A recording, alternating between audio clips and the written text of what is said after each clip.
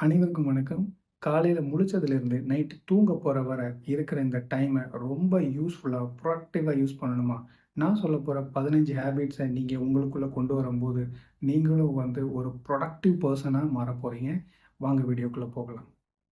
இந்த லிஸ்ட்ல இருக்கிறது பிளான் யுவர் டே. அதாவது இன்னைக்கு ஃபேஸ் பண்ண one day full and full நீங்க ரெக்கார்டபிளா கொண்டு வரணும். அதாவது டு டூ லிஸ்ட்ன்னு சொல்லுவாங்க. டைரியில இன்னைக்கு டேட்ல நீங்க காலையிலேருந்து ஆஃபீஸ்க்கு போனதுலேருந்து ஈவினிங் வரை யார் யார மீட் பண்ண போறீங்க? மீட்டிங்ஸ் இருந்தா அந்த மீட்டிங்கு, ஏதாவது மீட்டிங்ஸ்ல என்ன டாபிக் டிஸ்கஸ் பண்ண போறீங்களோ அது, மெயில் அனுப்புறதுலேருந்து எல்லா முக்கியமான வேலையும் இதில எழுதுறது மூலியமா பயங்கர ஸ்ட்ரெஸ் ஃப்ரீயா இருப்பீங்க. பிளஸ் நல்ல ப்ரொடக்டிவா இருப்பீங்க. இப்ப நீங்க எழுதாம ஒரு வேலை பார்க்குறீங்கன்னா, ஒன் டே ஃபுல்லா ஒர்க் பண்ண மாரி இருக்கும். ஆனா எழுதி வச்சு பார்க்குறப்போ, அந்த ஒர்க் ஒரு ஹால்ஃப் டேலே முடிஞ்சிரும் மொத்தமா. அது வந்து அந்த நான் சொல்றது ஆக்சுவலா நீங்க அத ஃபீல் பண்றது எப்பன்னா, நீங்க அத செய்யும்போது தான். அந்த டேவ போட்டு எக்ஸாக்ட்டா அந்த ரைட் பண்ணி நம்ம ஃபாலோ பண்றப்போ, நெறைய ஒர்க் நம்ம பண்ண முடியும். நெறைய நேரம் நமக்கு ஃப்ரீ டைம் கிடைக்கும். அதுல உங்களோட யூஸ்ஃபுல்லா ஏதாவது புது புது ஹேபிட்ஸா இது பண்றது, புக் படிக்கிறது, அந்த மொபைல் எல்லாம் தூரமா வச்சுட்டு புக் படிக்கிறது, இந்த மாரி நல்ல நல்ல பழக்கங்கள இம்ப்ளிமெண்ட் பண்ணலாம். இல்ல இன்னும் உங்களோட ஆஃபீஸ் ஒர்க்ல இன்னும் அதிகமான ஒர்க் ஏதாவது இன்னோவேட்டிவா புதுசா பண்ணலாம். மொத்தத்திலேயே பெர்சனலா இருக்கட்டும், ப்ரொஃபஷனலா இருக்கட்டும் 2க்குமே இந்த டு டூ லிஸ்ட் போட்டு ஃபாலோ பண்றது ஒரு நம்பர் 1 ஹேபிட், ஒரு நல்ல ஹேபிட். இந்த டு டூ லிஸ்ட் போட்டு நான் எழுத சொல்லியிருந்தேன் இல்லையா? அதுக்கு மேலேயே உங்களோட கோல்ஸ். உங்களோட இப்ப பார்த்தீங்கன்னா, நீங்க மொத்தத்தில ஒரு அச்சீவ் பண்ணணும்னு விருப்பப்படுற ஒரு விஷயம். இந்த மந்த் இவ்வளோ நான் சேவ் பண்ணணும்னா, அந்த கோல்ஸ அந்த டைரிக்கு மேல ஒரு டாபிக் எந்த இடம் கிடைக்குதோ, அதில கோல்ஸ்ன்னு எழுதி உங்க கண்ணு முன்னாடி ஃபோக்கஸ்டா இருக்கிற மாரி எழுதி வச்சுக்கோங்க. எவ்ரி டே பேசிஸ்ல அத நீங்க எழுதிக்கிட்டே வரும்போது, உங்களுக்கு இன்னும் அதாவது மனசுல நினைக்கிறத விட ரிட்டன்ல இருக்கும்போது அது நல்ல ஃபோக்கஸிவா இருக்கும். ஸோ உங்களோட கோல்ஸ ரிட்டன்ல எழுதி வச்சுக்கோங்க. அதுலயும் நான் சொன்ன அந்த டு டூ லிஸ்ட்டோட கம்பைனா இருக்கும்போது, அது ஒரு நாளைக்கு நீங்க அந்த டு டூ லிஸ்ட்ட ஒரு எப்படினாலும் ஒரு 5, 10 வாட்டி பார்க்கும்போது, அந்த கோல்ஸும் உங்க கண்ல பட்டுட்டே இருக்கும். ஸோ நம்மளோட இத ஃபோக்கஸ் பண்ணி தான் நம்ம ஓட போறோம்ன்ற விஷயத்தையும் உங்களுக்கு அது ரிமைண்ட் பண்ணிக்கிட்டே இருக்கும். 80-20 ரூல்ஸ். இது எப்படின்னா, உங்களோட 20% வொர்க் தான் உங்களோட 80% ரிசல்ட் குடுக்கக்கூடியது. அதாவது அது விளைவுகள் குடுக்கக்கூடியது, ரிசல்ட் குடுக்கக்கூடியது.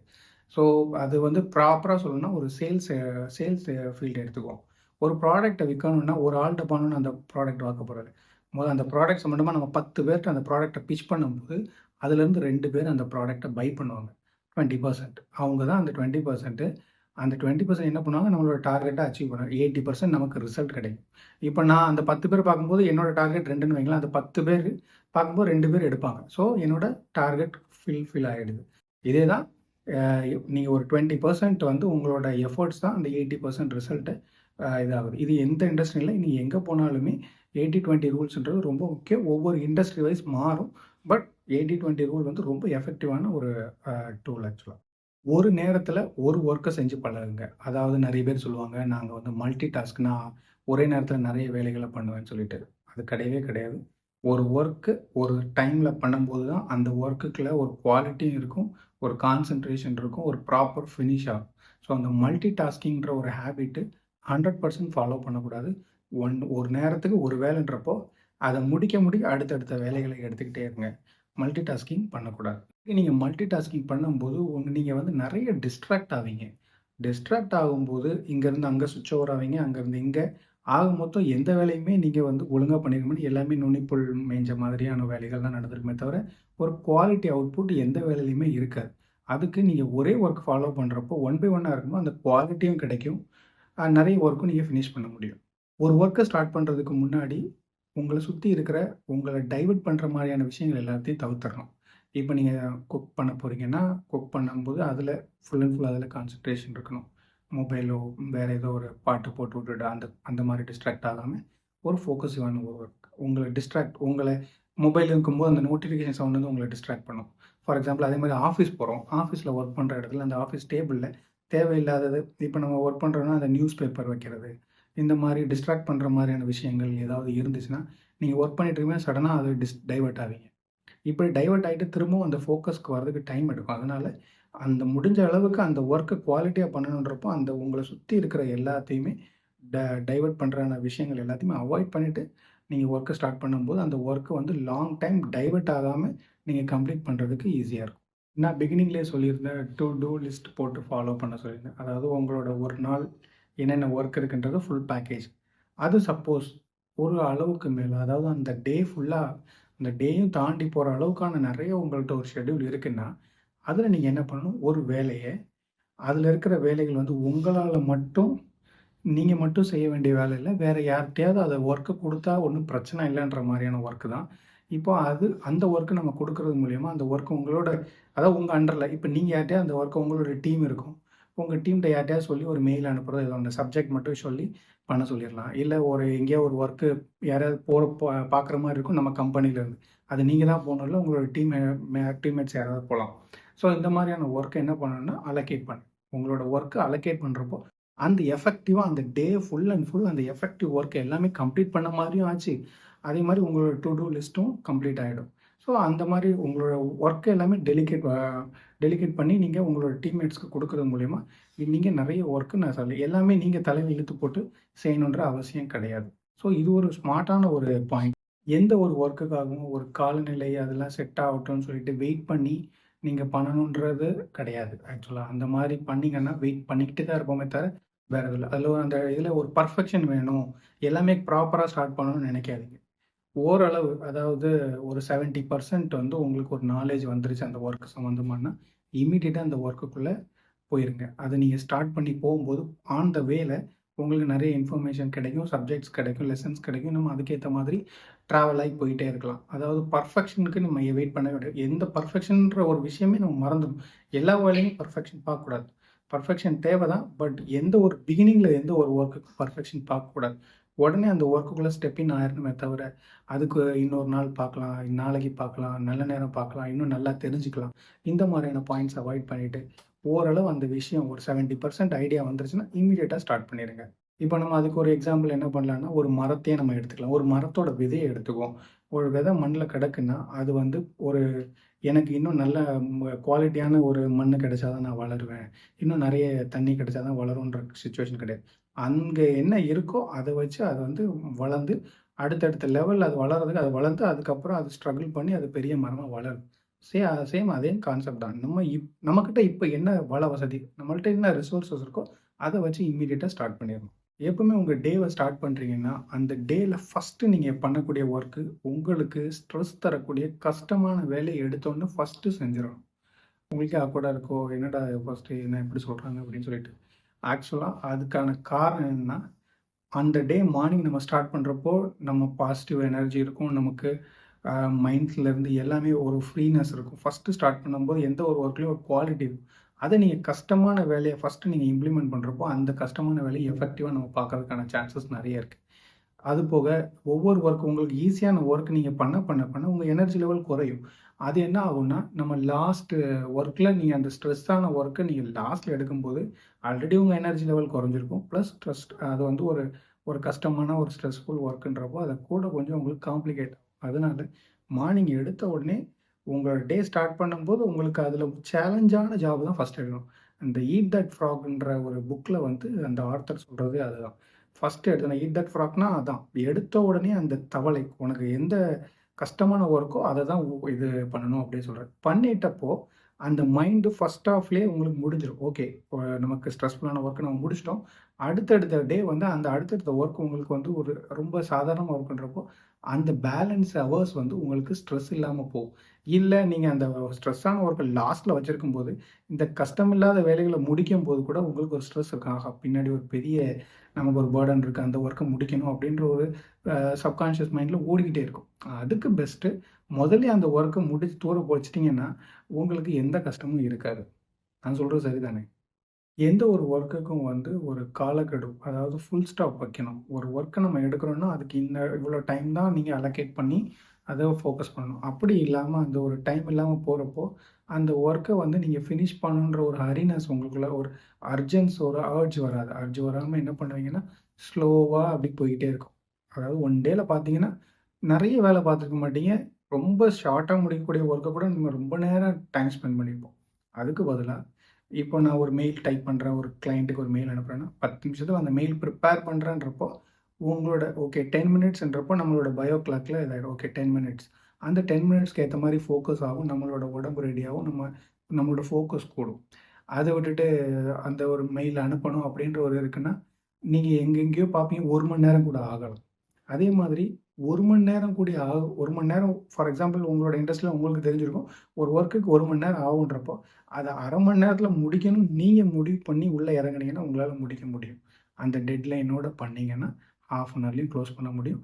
அதுக்கான ஃபுல் அண்ட் ஃபுல் டேலண்ட் நம்ம எல்லாருக்குள்ள இருக்கு. ஸோ எந்த ஒரு ஒர்க்கையுமே ஒரு டெட்லைனோட அணுகுங்க. அதுக்கு அது எப்போ முடியுதோ அப்போ முடியுதுன்ற கான்செப்ட்ல போவே கூடாது. எந்த ஒரு பழக்கத்தையும் நீங்க ஆரம்பிக்கும்போது உங்களுக்கு மெயினா தேவைப்படுறது கன்சிஸ்டன்சி. அது ரொம்ப ரொம்ப முக்கியம். நெறைய பேர் நான் ஏற்கனவே இதுக்கு முன்னாடி பர்ஃபெக்ஷன்ற ஒரு இத யூஸ் பண்ணியிருந்தேன். அந்த பர்ஃபெக்ஷனுக்காக நெறைய பேர் பர்ஃபெக்ஷனா பண்ணணும் பண்ணணும்னு சொல்லி நெறைய பேர் அந்த ஹேபிட் பண்ணாமயே, அந்த ஆரம்பிக்காமயே விட்டுருவாங்க. அதுக்கு நம்ம என்ன பண்ணணும்னா, ஃபர்ஸ்ட்டு நம்ம கன்சிஸ்டன்சி. ஃபர்ஸ்ட் நம்ம தப்பு தான் பண்ணுவோம். தப்பே பண்ணுவோமே! அதில ஒரு பிரச்சனையே கிடையாது. ஆனா, அந்த பழக்கத்த தொடர்ந்து செய்வோம். ஒரு சின்ன பழக்கமா இருந்தாலும் சரி, காலையில நம்ம ஒரு இன்னைக்கு நம்ம டே ஃபுல்லா என்ன நடந்துச்சு நம்ம எழுத ஆரம்பிக்கிறோம். ஒரு டைரி எழுதுற பழக்கத்த வச்சுக்குவோமே. இன்னைக்கு டே எழுது. அது நீங்க எழுத ஆரம்பிக்கும்போது, அது எழுதும்போது நான் என்னோட எழுத்து நடைகள் எல்லாம் கரெக்ட்டா இருக்கணும். கிராமர் கரெக்ட்டா இருக்கணும். அவசியமே கிடையாது. அந்த பெர்ஃபெக்ஷன் நமக்கு தேவை கிடையாது. நமக்கு தேவை அன்னைக்கு டேல என்ன நடந்தது அத ரெக்கார்டிக்கலாம். எழுத ஆரம்பிக்க நமக்கு நான் அந்த எழுத்து நடையெல்லாம் சொன்னேன்ல, அப்போ ஒரு ஒரு ஸ்ட்ரக்சர் வரும். ஸ்கிரிப்ட் நமக்கு ஆட்டோமேட்டிக்கா தெரிய வரும். ஆனா, அந்த கன்சிஸ்டன்சி அதாவது எழுதுற பழக்கத்த விட்டுறக்கூடாது.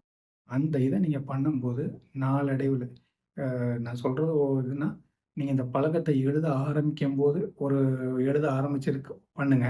பண்ண ஆரம்பிக்கும்போது ஃபர்ஸ்ட் டே நீங்க எழுத ஆரம்பிச்ச ஃபர்ஸ்ட் டேல இருக்கிற லெட்டும், ஒரு 10வது நாள்ல இருக்கிற ஒரு டேல உள்ள ரைட்டிங் ஸ்கிரிப்டையும் நீங்க செக் பண்ணி பார்க்கலாம். முதல் நாள்ல இருந்ததுக்கும் 10வது நாள்ல இருக்கிறதுக்கும் வித்தியாசத்த பாருங்க. ஆட்டோமேட்டிக்கா உங்களுக்கு அப்போ புரியும். இதோட அ அந்த டைம்ல இருக்கிற பெர்ஃபெக்ஷன் உங்களுக்கு ஆட்டோமேட்டிக்கா தெரிஞ்சிரும். 1வது நாளுக்கும் 10வது நாள் அப்படியே 1 மந்த்துக்கு போனீங்கன்னா, அது இன்னும் வேற மாரி இருக்கும். ஸோ அந்த குரோத் ஆட்டோமேட்டிக்கா போக போக பெர்ஃபெக்ஷன் வரும். பட் பிகினிங் மொமெண்ட்ல நமக்கு தேவை கன்சிஸ்டன்சி. எந்த ஒரு நல்ல பழக்கத்த அவ அ உள்ள அடாப்ட் பண்ணனாலும் கன்சிஸ்டன்சி அது என்ன காரணத்த கொண்டும் விட்டுறக்கூடாது. இந்த பழக்கத்த நீங்க ஆரம்பிக்கிறீங்களா? இது என்ன ஆனாலும் பரவால்ல. இத 100% நான் ஒரு 2 மந்த்ஸ் அது வெற்றியோ, தோல்வியோ 2 மாசமாவது மினிமம் பண்றேன்ற ஒரு மனசுல எந்த ஒரு பழக்கமா இருந்தாலும். இன்னைக்கு நான் இந்த சேனல் ஸ்டார்ட் பண்ணியிருக்கேன். அப்போ என்ன பண்ணேன்னா, மினிமம் ஒரு 100 வீடியோஸ். எனக்கு எந்த ஆனாலும் பிரச்சனை இல்ல. இந்த சேனல் ஓடுது, ஓடல. யாரும் பார்க்குறாங்க, பார்க்கல. வேண்டாம். 100 வீடியோஸ் மினிமம் போஸ்ட் பண்ணுவேன். அப்படின்ற ஒரு இதில தான் நான் இத ஸ்டார்ட் பண்றேன். அந்த நம்பிக்கையில தான் இந்த வீடியோவும் ஸ்டார்ட் பண்ணியிருக்கேன். ஃபியூச்சர்ல என்னைக்காவது ஒரு நாள் யாராவது பார்ப்பீங்கன்ற ஒரு நம்பிக்கையில தான் ஸ்டார்ட் பண்ணியிருக்கேன். சேம் இதே மாரி எந்த ஒரு பழக்கம் அந்த வெற்றிய பத்தி யோசிக்கவே கூடாது. நீங்க ஆரம்பிக்கிறீங்க கன்சிஸ்டன்சியோட அவ்வளோதான். எப்பவுமே நம்ம ப்ரொடக்டிவ்ன்னு சொல்லிட்டு மிஷின் மாரி ஓட முடியாது. நம்ம எல்லாருமே ஹியூமன்ஸ் தான். ஸோ நமக்குள்ள ஒரு எமோஷன்ஸ் இருக்கு. நம்மளும் டைவர்ட் ஆவோம். கண்டிப்பா டைவர்ட் ஆகாம இருக்கவே மாட்டோம். அந்த டைவர்ட்டுக்கு நீங்க ஒரு டைம் யூஸ் பண்ணுங்க. அந்த டைம வச்சு டைவர்ட் ஆவுங்க. சரிங்களா?